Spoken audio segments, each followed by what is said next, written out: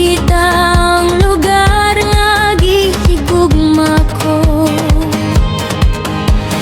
Gini ko lalay, yuta nga mahayag, pulong sa kalinaw di gud mawala. Ang subanin Muslim o Kristiyano, nagkahiusa, nagtinabang ay sa tanang panahon.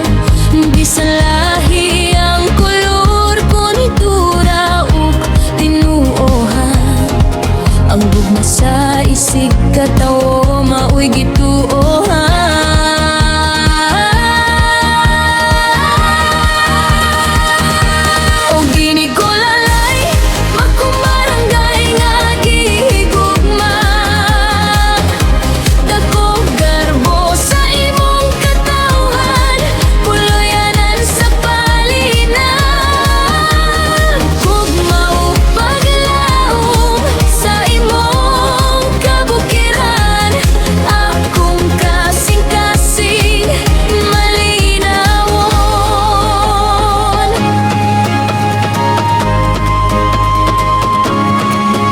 Kasaysayan, imong ngalan gisa ulo, tundok sa katahon, puno sa paglaom ug pagdampo.